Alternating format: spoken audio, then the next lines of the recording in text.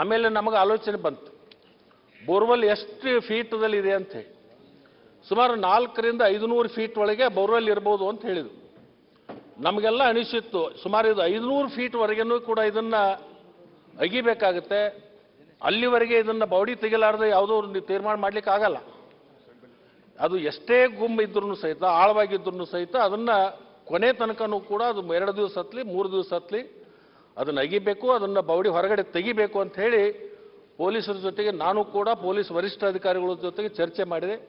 ಅಧಿಕಾರಿಗಳು ಹೇಳಿದ್ರು, ಅದು ಎಷ್ಟೇ ಆಳವಾಗಿದ್ರೂ ಅದನ್ನು ತೆಗಿಲೇಬೇಕಾಗುತ್ತೆ, ಎಷ್ಟೇ ದಿವಸ ಆದ್ರೂ ಅದನ್ನು ಬಿಡ್ಲಿಕ್ಕೆ ಸಾಧ್ಯ ಇಲ್ಲ, ಅದನ್ನು ತೆಗಿಲೇಬೇಕಾಗುತ್ತೆ, ಅದು ಅನಿವಾರ್ಯ ಅಂತಕ್ಕಂಥದ್ದನ್ನು ಮಾಹಿತಿಯನ್ನು ನಮಗೆ ಕೊಟ್ಟರು. ಕೊನೆಗೆ ಒಂದು 6-7 ಗಂಟೆ ಆದಮೇಲೆ ಬೆಳಗಿನ ಜಾವ ನನಗೆ ಫೋನ್ ಮಾಡಿ ಹೇಳಿದ್ರು, ಇಲ್ಲ ಬಾಡಿ ಐಡೆಂಟಿಫೈ ಆಯಿತು, ಸಿಕ್ತು ಅಂತ. ಅದು ಕೇವಲ ಒಂದು 25 ಫೀಟ್ಗಳ ಕೆಳಗನೆ ಪಕ್ಕದ ಒಂದು ಮರ ಇತ್ತು, ಆ ಮರದ ಬೇರುಗಳು ಆ ಬೋರ್ವೆಲ್ದಲ್ಲಿ ಇರೋದ್ರಿಂದ ಆ ಬಾಡಿ ಕೆಳಗಡೆ ಹೋಗ್ಲಿಕ್ಕಾಗಿದ್ದಿಲ್ಲ. ಅದಕ್ಕೆ ಮ್ಯಾಗಿನ ಮಣ್ಣುಗಳನ್ನೆಲ್ಲ ತೆಗೆದು ಅದನ್ನು ಬಾಡಿ ತೆಗೆದಿದ್ವಿ. ತೆಗೆದ ಮೇಲೆ ಅದರ ಫೋಟೋಗಳನ್ನು ನನಗೆ ತೋರಿಸಿದ್ರು.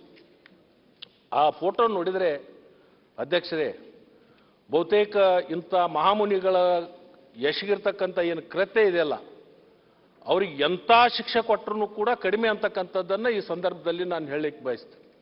ಅದಕ್ಕೆ ನಾನು ಸರ್ಕಾರಕ್ಕೆ, ಮುಖ್ಯಮಂತ್ರಿಗಳ ಮೇಲೆ ನನಗೆ ಭರವಸೆ ಇದೆ, ಇಲಾಖೆ ಮೇಲೆ ಭರವಸೆ ಇದೆ.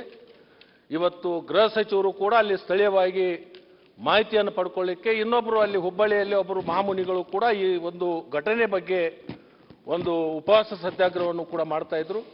ಅವ್ರ ಜೊತೆಗೂ ನಾನು ಆ ಸ್ವಾಮೀಜಿ ಜೊತೆಗವರು ಕೂಡ ನಾನು ಮಾತಾಡಿದ್ದೀನಿ. ಮತ್ತು ಗೃಹ ಸಚಿವರು ಖುದ್ದಾಗಿ ಅಲ್ಲಿ ಹೋಗಿ ಅವರಿಗೆ ಮನವರಿಕೆ ಮಾಡಿಕೊಂಡು ಅದನ್ನು ಅವರ ಉಪವಾಸ ಸತ್ಯಾಗ್ರಹದಿಂದ ಅವ್ರನ್ನ ಹಿಂಪಡೆಯುವಂಥ ಕೆಲಸವನ್ನು ಕೂಡ ಈಗಾಗಲೇ ಮಾಡಿದ್ದಾರೆ.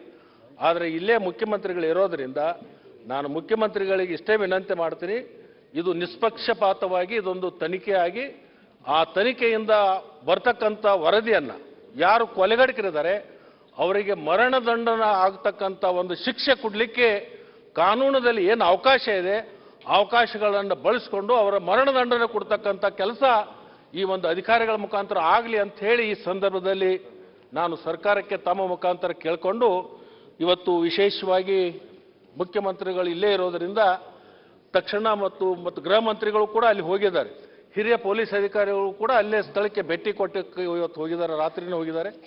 ಇದೆಲ್ಲವೂ ನಿಷ್ಪಕ್ಷಪಾತವಾದ ತನಿಖೆ ಆಗಬೇಕು.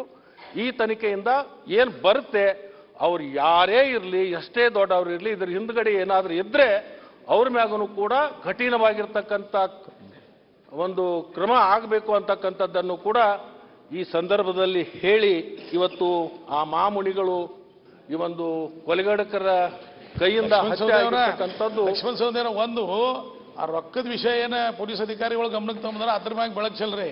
ಯಾಕಂದ್ರೆ ಮಠದ ವ್ಯವಹಾರ ಸ್ವಾಮಿಗಳಿಗೆ ಸಂಬಂಧ ಇಲ್ಲ.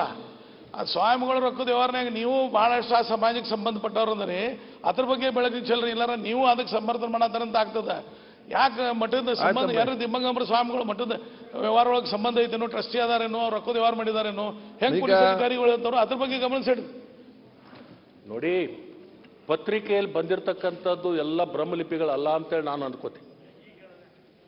ಅನೇಕ ಪತ್ರಿಕೆಗಳ ಅನೇಕ ಅನುಮಾನಗಳನ್ನು ಇಟ್ಕೊಂಡು ಅನುಮಾನ ಇರ್ತಕ್ಕಂಥ ವಿಷಯಗಳನ್ನು ಬರೆದಿರ್ತಕ್ಕಂಥದ್ದು, ಅದು ದುಡ್ಡಿನಿಂದ ಆಗಿದೆಯೋ ಅಥವಾ ಯಾವುದರಿಂದ ಆಗಿದೆ ಅಂತಕ್ಕಂಥದ್ದು ಪತ್ರಿಕೆಯಲ್ಲಿ ಬಂದದ್ದು ಆಧಾರವಾಗಿ ನೀವು ಹೇಳ್ತಕ್ಕಂಥದ್ದು ಅಲ್ಲ. ನಾನು ಹೇಳೋದು ನಿಷ್ಪಕ್ಷಪಾತವಾಗಿ ಅಲ್ಲಿ ತನಿಖೆ ಆಗಲಿ, ಯಾರು ಕೊಲೆಗೆ ಹಿಂದಿದ್ದಾರೆ ಅಥವಾ ಅವರೇ ಮಾಡಿದಾರೋ ಇದೆಲ್ಲವೂ ಕೂಡ ತನಿಖೆಯಿಂದ ಹೊರಗೆ ಬಂದ ಮೇಲೆ ಆಮೇಲೆ ಇದನ್ನು ಚರ್ಚೆ ಮಾಡೋದು ಸೂಕ್ತ. ಇಂಥ ಒಂದು ಸಂದರ್ಭದಲ್ಲಿ ತನಿಖೆ ಹಂತದಲ್ಲಿ ಇರುವಾಗ ನಾವು ಯಾವುದಕ್ಕೂ ಕೂಡ ದಿಕ್ಕು ತಪ್ಪಿಸುವಂತ ಕೆಲಸ ನಾವು ಮಾಡೋದು ಬೇಡ. ಪೊಲೀಸ್ ಅಧಿಕಾರಿಗಳು ಇವತ್ತು ಪ್ರಾಮಾಣಿಕವಾಗಿ ಸಮಾಜ ದಿಕ್ಕು ತಪ್ಪಿಸ್ತಾ ಇಲ್ಲ, ನೀವು ಅವ್ರ ಪ್ರತಿನಿಧಿಗಳು ಅದರಿ.